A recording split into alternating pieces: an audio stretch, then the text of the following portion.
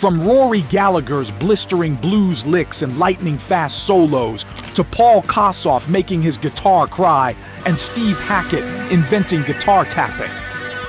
These are 15 underrated guitarists who changed rock forever. And one of them was so skilled. His ability to play lead and rhythm simultaneously made him a one-man orchestra on guitar. Can you guess who it is?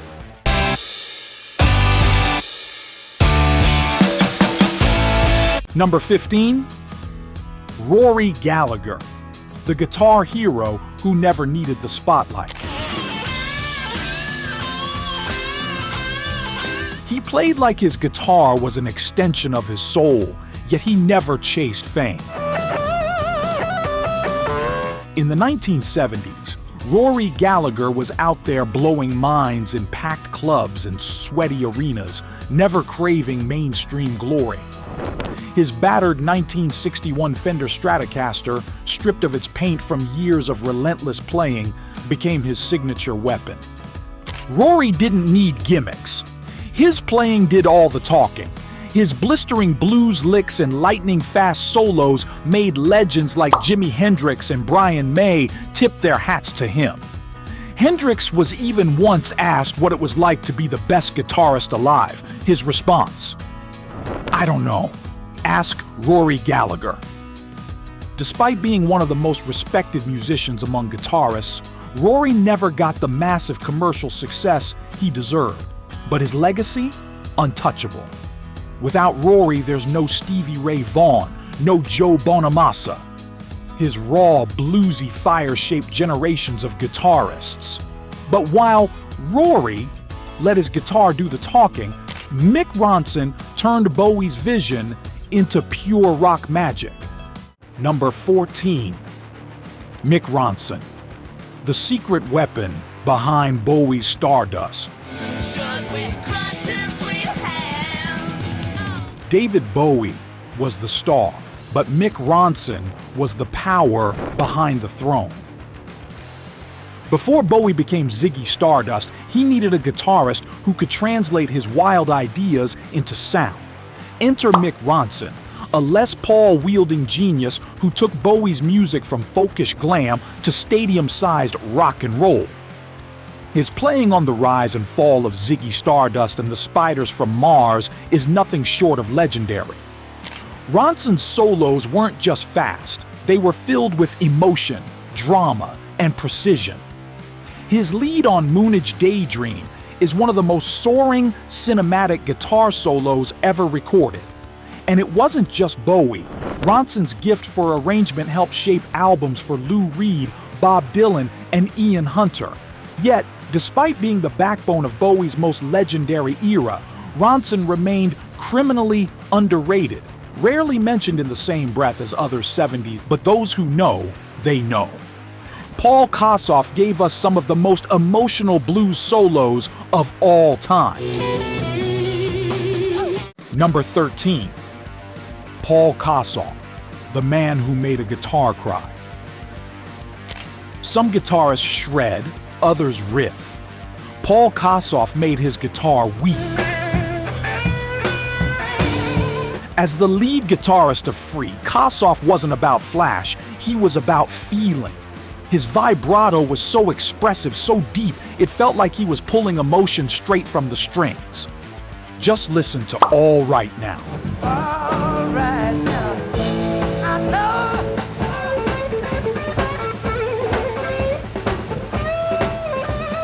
That solo isn't about speed, it's about soul. Kossoff idolized Eric Clapton, but in time, he developed his own unmistakable style, bending notes so fluidly that it felt like they were crying out in pain and beauty all at once. His tone? Pure, raw, and dripping with bluesy warmth. Sadly, Kossoff's talent was overshadowed by his struggles with addiction, and by the time Free disbanded, his health had begun to decline. He passed away at just 25 years old, leaving behind a brief but massively influential legacy. His impact? You can hear him in every guitarist who favors feel over flash, like Gary Moore, Slash, and even John Mayer.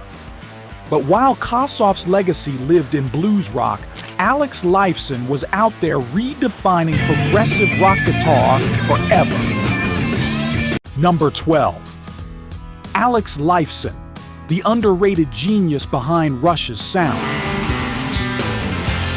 He wasn't just a guitarist, he was the architect of Rush's mind-bending soundscapes.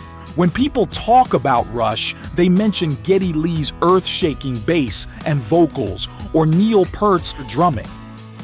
But what about Alex Lifeson? The man who single-handedly crafted some of the most intricate, atmospheric, and technically insane guitar work in rock history. Lifeson could do it all. Searing leads, dynamic arpeggios, lush chords drenched in chorus and delay. His playing on La Villa Strangiato is a masterclass in progressive rock guitar, a journey through jazz-like runs, finger-twisting melodies, and explosive solos. But Lifeson wasn't just about complexity, he had feel. Listen to the solo in Limelight. It's not just notes, it's melancholy, nostalgia, and longing wrapped into one soaring moment. Yet, despite reinventing prog guitar, he's constantly overlooked in greatest guitarist discussions.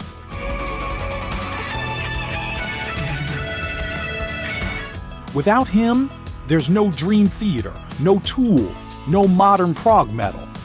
And if Lifeson shaped prog rock's future, John Frusciante redefined what a funk rock guitarist could be.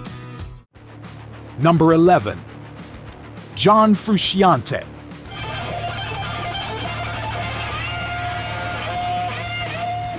The soul of the Red Hot Chili Peppers. Few guitarists could make a single note feel like a tidal wave, but Frusciante could. When John Frusciante joined Red Hot Chili Peppers, he was barely 18, a scrawny kid stepping into the shoes of the late Hillel Slovak. Most assumed he'd just be another shredder. Instead, he reinvented the Chili Peppers sound, proving that funk rock didn't need overplaying, it needed emotion. His work on Blood Sugar Sex Magik introduced a raw, stripped-down approach. Those crispy, clean Stratocaster licks on Under the Bridge, instantly recognizable. His playing on Scar Tissue, minimal, but devastatingly beautiful. And then there's Can't Stop, a funk masterclass of rhythmic precision and groove. Frusciante was never about flash. He was about feel, texture, and space. And yet, despite being one of the most influential guitarists of the past 30 years, he's rarely ranked alongside the guitar gods. But his impact? You hear it in every alternative rock band that came after. While Frusciante mastered groove and soul, Mick Taylor took the Rolling Stones to another level of blues rock brilliance. Number 10. Mick Taylor. The blues magician of the Rolling Stones. He made the Rolling Stones a better band. Before Mick Taylor joined, the Stones were a great band. After he joined, they became legendary. From 1969 to 1974, Taylor pushed the band into blues rock perfection. His leads? Smooth, fluid, and drenched in emotion. His playing on Can't You Hear Me Knocking was so effortless and dynamic that it transformed the song into a blues jazz odyssey. And his work on Time Waits for No One, one of the most underrated solos in rock history, pure, soaring beauty. Taylor's touch added a level of musical sophistication that the Stones had never had before, and yet, he never got the recognition he deserved. After leaving the band in 1974, the Stones never quite reached the same bluesy heights. Even today, Keith Richards and Mick Jagger admit that Taylor's playing was on another level. And you can help us get to another level by subscribing to the channel and liking this video.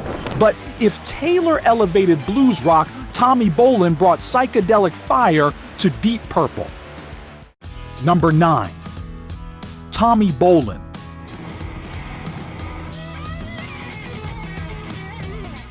The psychedelic shredder who left us too soon. He had it all: technical wizardry, soulful phrasing, and a sound like no other. But fate had other plans. Tommy Bolin was a guitar chameleon, seamlessly blending rock, jazz, blues, and psychedelia. Before joining Deep Purple, he played with James Gang, laying down fiery Hendrix-inspired licks on Bang and Miami. But when he stepped in to replace Ritchie Blackmore in Deep Purple for Come Taste the Band, 1975, he took the band in a bold new direction.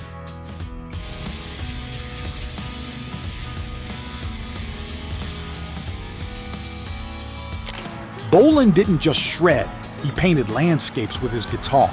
His solos in Getting Tighter and Dealer had a funky, futuristic edge. His playing was fresh, colorful, unpredictable, but his demons caught up with him before the world fully caught on.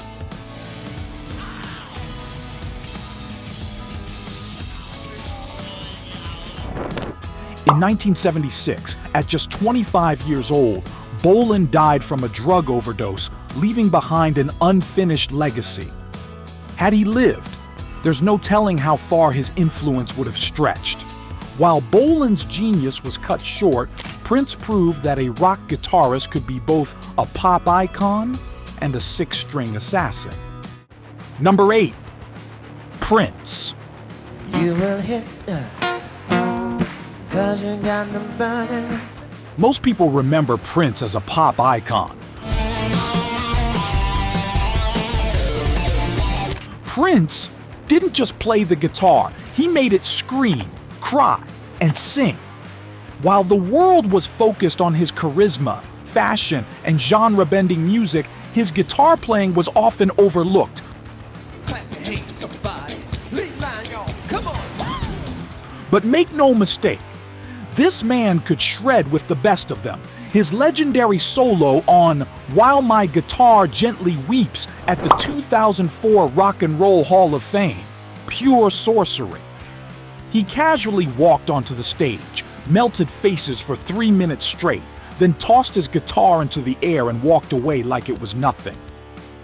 Prince could switch between Hendrix-like wailing, Santana-esque smoothness, and blazing rock riffs with effortless style. His work on tracks like Let's Go Crazy and Bambi proves he belonged in the same conversation as Clapton, Page, and Hendrix. Because of his pop stardom, he rarely gets mentioned among rock's greatest guitarists. But ask any musician, Prince was untouchable. While Prince was bending genres, Frank Marino was carrying the torch of Hendrix-style psychedelic blues. Number 7. Frank Marino. The man who kept Hendrix's spirit alive. If Jimi Hendrix had lived, he might have sounded a lot like Frank Marino. Fronting Mahogany Rush, Marino was one of the most explosive guitarists of the 70s, taking Hendrix's bluesy psychedelia and cranking it to unreal levels of speed and intensity. His fluid legato runs, wailing bends, and hypnotic phrasing made songs like Dragonfly and A New Rock and Roll feel like otherworldly experiences. The problem? The industry never quite knew what to do with him. Mahogany Rush wasn't a full-blown metal band. They weren't mainstream enough for pop radio, and Marino himself wasn't interested in chasing fame. But to those who knew, he was a secret weapon in the world of rock guitar. Even Eddie Van Halen was rumored to be a fan, and guitarists like Zakk Wylde and Joe Bonamassa still sing his praises today. While Marino kept things trippy, Alvin Lee took blues rock speed to a level no one had seen before. Number 6. Alvin Lee. The fastest guitarist of his time. Before shredders like Eddie Van Halen and Yngwie Malmsteen, there was Alvin Lee, lightning fast, raw, and unstoppable. As the frontman of 10 Years After, Lee was one of the first guitarists to take blues rock and inject it with pure adrenaline. His breakout moment? Woodstock, 1969. When 10 Years After launched into I'm Going Home, the world witnessed something insane. A guitarist playing blues licks at warp speed, picking so fast it looked like his fingers were possessed. Lee's style wasn't about precision. It was about pure, unfiltered energy. He didn't need distortion or tricks. His clean tone and fiery speed did all the work. Songs like Love Like a Man and Choo Choo Mama showcased a player who was years ahead of his time. Despite being one of the fastest and most exciting guitarists of his era, Lee never got the superstar recognition of Clapton, Page, or Beck. But his influence? Every blues rock shredder who came after owes him a debt. While Lee pushed blues to its limits, Eddie Hazel fused funk and psychedelic rock into something truly revolutionary. Number 5. Eddie Hazel.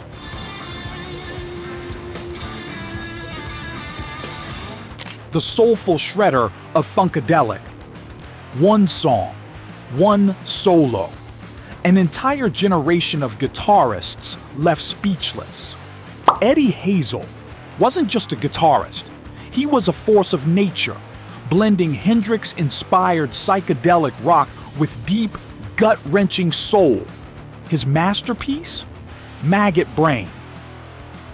The story goes that George Clinton told Hazel to play as if he had just heard his mother had died. And what came out was 10 minutes of pure, unfiltered emotion. No speed, no flash, just anguish, beauty, and transcendence in every note. It's often called one of the greatest guitar solos of all time, and for good reason. Hazel could shred when he wanted to, but his real gift was feel. He could switch from funky, wah-soaked grooves to blistering rock solos in an instant. His work on Funkadelic's early albums inspired Prince, Lenny Kravitz, and even rock guitarists like Kirk Hammett. Despite his talent, Hazel never became a household name, but those who know, they know. While Hazel brought deep soul to rock guitar, Steve Hackett took it into the realms of pure imagination. Number 4. Steve Hackett. The man who invented guitar tapping before Van Halen. Before Eddie Van Halen made two-handed tapping famous, Steve Hackett was already doing it in Genesis. Hackett wasn't about shredding. He was about pushing the guitar into uncharted territory. His work with Genesis in the 70s introduced classical fingerpicking, sweeping arpeggios, and the first recorded use of tapping on an album. Listen to Dancing with the Moonlit Night. The tapping section predates Van Halen by almost a decade. But Hackett's influence wasn't just technique, it was atmosphere. His playing on Firth of Fifth remains one of the most beautiful solos in rock history. Delicate, soaring, and overflowing with emotion. He proved that a guitarist didn't have to be loud to be powerful. Despite helping shape prog rock guitar, Hackett remains underappreciated in mainstream conversations. Yet, his fingerprints are all over Dream Theater, Opeth, and countless progressive metal bands. While Hackett expanded rock's horizons, Gary Moore took blues guitar and made it sing like never before. Number 3. Gary Moore. the man who made blues rock cry. Some guitarists play fast, some play loud. Gary Moore played with so much emotion, it felt like his guitar had a soul. Starting as a hard rock shredder in Thin Lizzy, Moore had the chops to go toe-to-toe with the best. But his true calling? Blues. When he went solo, he delivered some of the most gut-wrenching, emotional solos in rock history. Just listen to Parisian Walkways. That opening note? It holds for so long it feels like time stops. His playing wasn't about speed or flash, it was about pure feeling. Then there's Still Got the Blues, a song that's basically a masterclass in bending, phrasing, and making a guitar sing. Moore was never as famous as Clapton or B.B. King, but his influence ran deep. Joe Bonamassa and even Kirk Hammett have all cited him as a major influence. Yet, despite being one of the most soulful guitarists to ever touch a fretboard, Moore remains underrated in mainstream rock circles. While Moore made the blues cry, Andy Summers brought a whole new world of textures to Rock with the Police. Number 2. Andy Summers, the master of space and texture. Rock guitar wasn't just about solos. Andy Summers proved it could be about sound itself. As the guitarist for the Police, Summers didn't rely on speed or aggression. Instead, he used chorus-soaked arpeggios, delay-heavy textures, and complex jazz-influenced voicings to craft some of the most recognizable guitar tones in rock history. Just listen to Every Breath You Take. It's not flashy, but it's hypnotic, haunting, and instantly unforgettable. His work on Message in a Bottle is another example. Layered, melodic, and full of depth, creating a sound far bigger than just 3 musicians.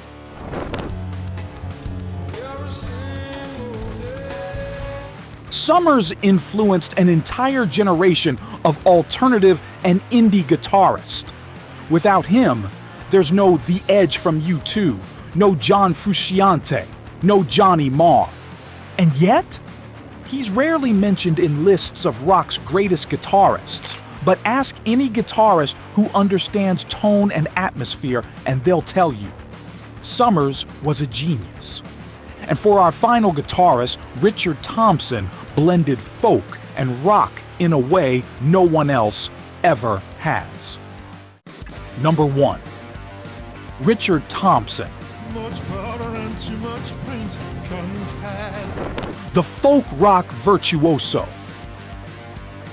Folk music isn't usually known for guitar shredding, but Richard Thompson changed that forever. As a founding member of Fairport Convention, Thompson wasn't just another folk guitarist.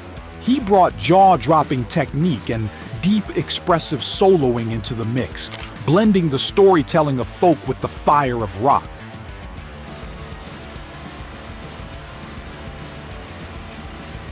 His playing on Sloth and A Sailor's Life turned traditional British folk into something powerful and electrifying.